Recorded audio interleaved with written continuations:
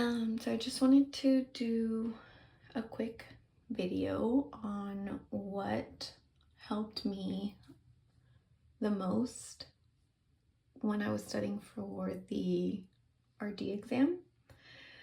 The first piece of advice that I got from my internship director was to focus on the areas that I had a hardest time with first.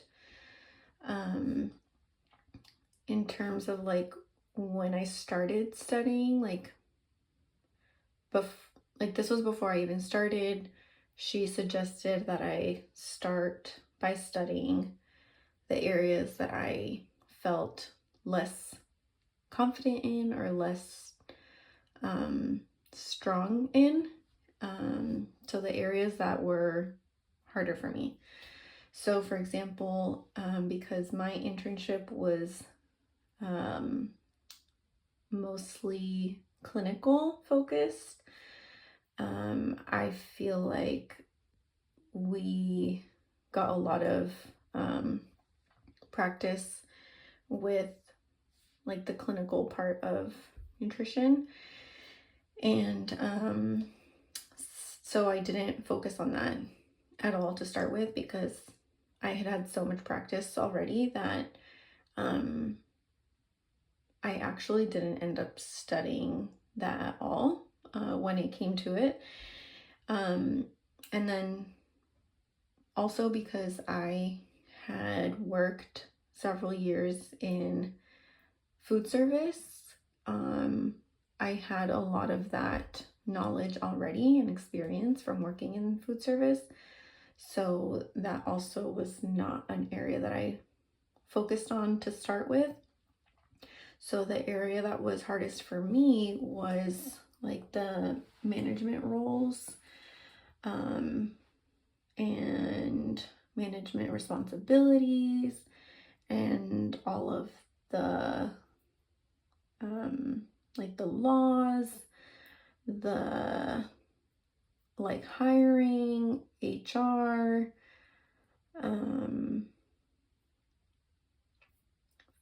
I think also, what else? Well, that was one of the main ones because that one for me was just like memorizing. So that was where I started. And I'm glad I did start there because I realized after that if I had started with the areas that I felt the strongest in, that as time went by and it got closer to my exam date, I probably would have been so burnt out from focusing so much of my energy and time on the areas that I already knew that I wouldn't have had that much like energy and maybe patience to learn that new information, because even though I studied it, it was still like it had been so long, and it was kind of like relearning the information when I was studying for the exam. So yeah, I feel like if I had saved it for the end of my studying and like closer to the exam, I also would have felt more pressure that my exam date was already coming up, and kind of like I don't have time to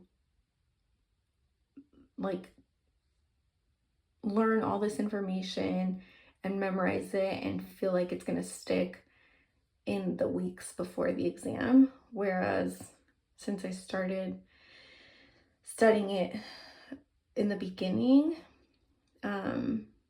I would just review it as the time went by. So like I learned it, memorized it, and then when I would move on, I would review like the initial content, and then I would review like the second set of material that I was focusing on. And then I moved on to like the easier content, and then I would review again like the hardest material for me, which I had started off with. So that is one thing that really helped me a lot.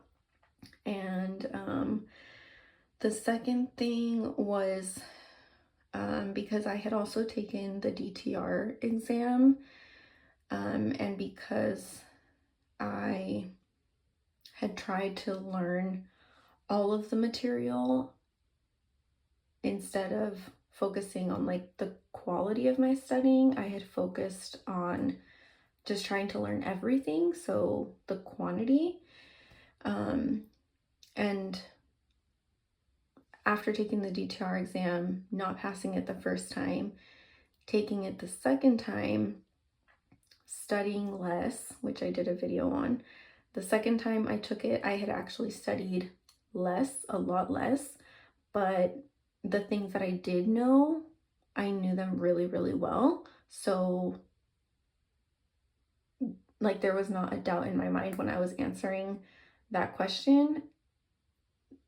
There was not a doubt in my mind that I was sure of the answer and that I had the right answer, because I wasn't like doubting myself, second guessing myself, because I just felt more confident in what I had studied. So what I knew 100%.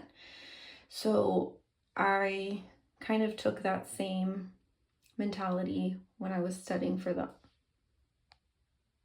RD exam.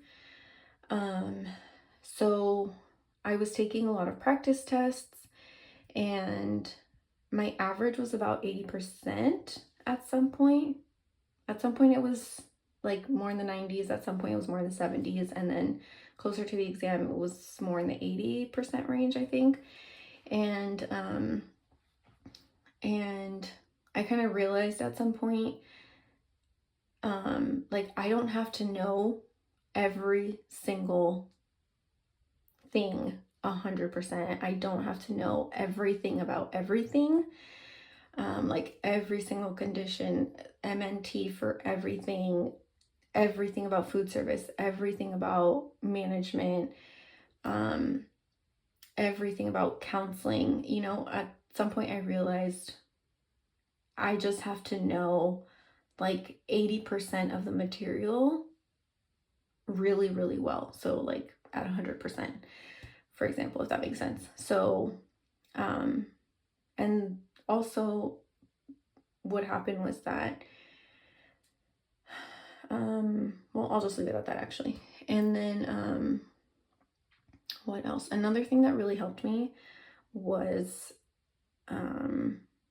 like the way I memorized things was to link it with, like making my own acronyms for things. Like, I don't have an example off the top of my head, but basically just not memorizing something just like by trying to just engrave it in your mind and just expect that you'll just be able to recall it. The way I did it, or what helped me, was like, especially with the management roles and theories and all of that, like applying it to something in my life or from my experience. So like this theory, it reminded me a lot of when I worked at this place, or it reminded me of this one manager that I had, and then I would like just link it to that manager that it reminded me of, or that place that I had worked at. So everything that I remembered about that management theory, like let's say it was 5 things, I would even link it to like the name of my manager. So if it was Katie, Katie, for example, this is not real, but if it was Katie and there were 5 main things that I wanted to remember about this theory, I would say like Katie was like this and this and this and this and this. And then moving on with another theory, then I would remember it by associating it with, that's the word, associating it with like another place that I worked at or another manager that I had. So for example, I know some of them are like authoritarian, or so I would think of a person that I remembered was more of the authoritarian way, and I would like associate it with their name or something they did. So that is also something that helped me a lot. And then another thing that helped me, and I think this is the last one that I'll say, is I watched a lot of YouTube videos before I started studying. And this was a recommendation from a friend who is studying for medical school. So she told me about these flashcards that are called Anki, Anki, and there's a lot of YouTube videos about them and how to use them. And from what I found, it's mostly like medical students or people applying for medical school that were making these videos. But yeah, she told me about them. So I watched a lot of YouTube videos on that first before I started studying to just hear like the tips of how they used it. And basically they're flashcards on your laptop or computer or also on your phone. And I really liked that because I didn't feel like my flashcards were ever really effective. Like I wasn't good at making good flashcards in the past or like utilizing them properly to study. So after watching all these videos, they explain like how spaced out repetition helps you remember things better, and like they explain like how to space it out. And basically Anki does this for you, where it'll show you like a flashcard that you made, so you make your own flashcards. And the other thing I like about this is that you can always go back and edit them on the computer versus like if you were to write it down. Sometimes I would make a flashcard that I would like write too much initially, or then after I was like studying it, I would realize like the way I worded it wasn't actually helping me remember it, or that's not how I was remembering it. But I didn't want to go back and like do a whole new flashcard and just like waste paper or like scratch out on the flashcard or any of that. So that's another thing that I like about it being on the laptop, was that you can edit the flashcards. So if the way you wrote it initially, like it's not helping you to remember, you can edit it. And then another thing you can do is like you can add pictures, you can add images, like I don't know, drawings, colors, and yeah. So the way it works is that you make your flashcards, and then and I did flashcards like not all at once. Like I did just flashcards for what I was studying first, and then once I was done with that, I would make flashcards for the next topic that I was focusing on. And then so basically, like if you make 20 new flashcards one day, you would study like those 20 flashcards. And then in Anki, it asks you like how well did you remember those flashcards that you studied, so like those first 20. And it asks you like, that was super easy, it was kind of easy, it was kind of challenging, or it was very challenging. So you rate each flashcard right after you answer it. It asks you like, how was that? And so if I said something was like, oh, super easy, like that one I remember super easily, then it won't show it to you for a while because that one was easy for you. And the ones that you mark like challenging or more challenging, then it knows when to show it to you again so that you remember it better, which is crazy. But it works, and because of this spaced repetition thing.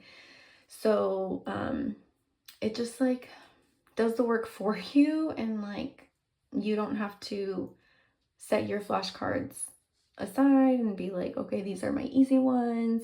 So when should I look at those again? These are my kind of easy, kind of hard. These, it just does it for you based off how easy or how challenging you rate it. So, and then, so like the next day, you might add like another 20 new cards, and then you'll practice those, and it will automatically show you like the ones you did yesterday. Depending on how easy or challenging you rated it, it'll show you those the second day, and it has a lot of features. Like you can select how many cards you want to practice a day. Yeah, so anyway, for now, I'll leave it at that. Yeah, but I hope this helps anyone. Let me know if you have any questions or